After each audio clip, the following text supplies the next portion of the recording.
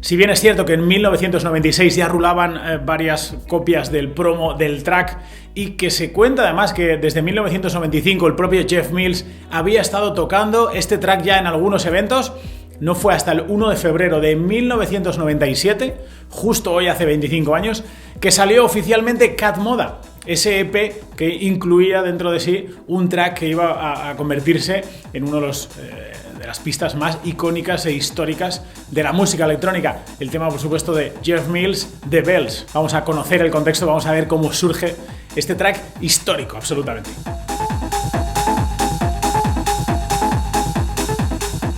Propicios días, amigos, que no lo había dicho antes. Bueno, Jeff Mills nace en 1963 en Detroit, cómo no, en una familia de 6 hermanos, y con 18 años ya comienza a hacer sus primeros pinitos mezclando. Los primeros 2 años estuvo básicamente en un sótano metido practicando, y en esa época, más o menos, su hermano, que también era DJ, le presentó a sus amigos, mayores que Jeff, por supuesto, que también eran DJs ya en algunos sitios de Detroit. En esta época Jeff pues sabía algunos trucos, pero poco más, y se colaba en los clubes ya que todavía no tenía la edad necesaria legal para poder entrar en ellos, en estos clubes donde estaban de DJs los amigos de su hermano, que él cuenta que siempre se quedaba en la cabina, por supuesto, mirando lo que hacían ellos, y que de vez en cuando incluso le empezaron a dejar poner un tema, poco a poco pues 2, un ratito, poco a poco en el tiempo pues cada vez fue pinchando más en todos estos sitios, sobre todo en ese primer club llamado Lady. De ahí pasó a otras muchas fiestas, también tuvo sus propias residencias hasta que dio el salto a la radio.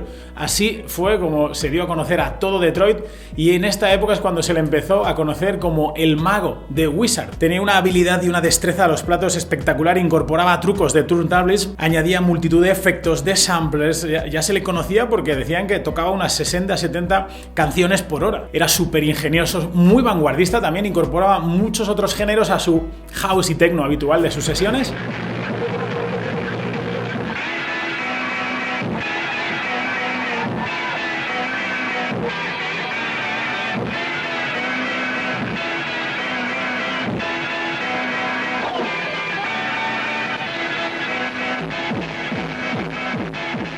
Incluso se dice que fue uno de los primeros en bajar la cabina a la pista de baile. Tanto le gustaba el turntable y el scratch. Fijaos que él lo ha comentado en multitud de ocasiones y de entrevistas, que sus ídolos por entonces de DJ eran Grandmaster Flash, Jazzy Jeff, Cash Money, pues toda esta gente ilustre, ¿no?, del turntable.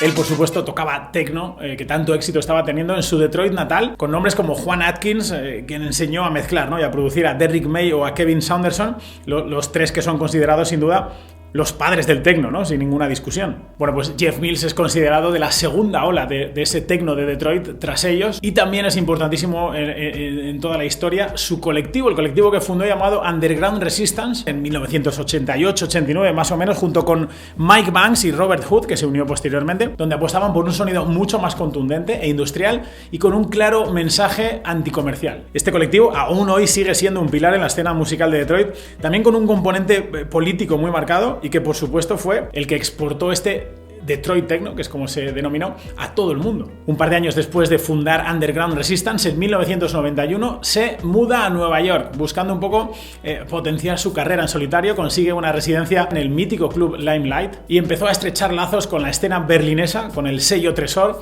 También acabó mudándose allí por un tiempo, donde también fue residente de la Sala Tresor, para finalmente en 1992 mudarse a Chicago, donde aquí fundaría Axis, uno de los sellos discográficos más importantes de la historia del techno, junto a Robert Hood, por cierto, donde apostaron por un minimalismo más puro. Llegamos a 1997, Jeff Mills ya era conocido, iba a decir en medio mundo, sino en todo, sobre todo en la escena más underground, y el 1 de febrero, como comentábamos, aparece el EP llamado Cat Moda, que contenía The Bells, con esa melodía de piano pegadiza y simple también, ¿no?, con un bajo rápido, contundente, con un synth que genera esa atmósfera de suspense.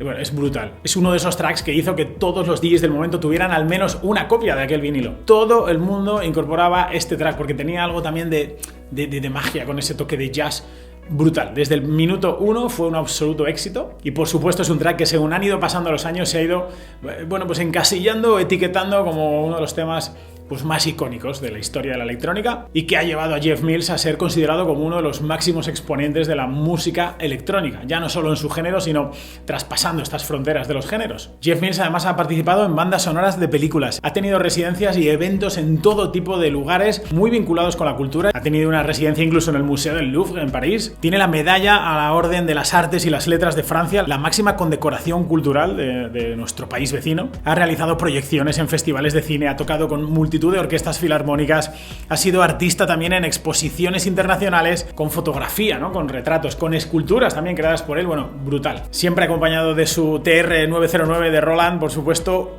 Jeff Mills, único, genio, pionero, inquieto, visionario, innovador. No sabemos ya cuántos sinónimos poner. Fijaos, 4 décadas ya de su música, bueno, de su arte, ¿no? Con todo esto que comentamos.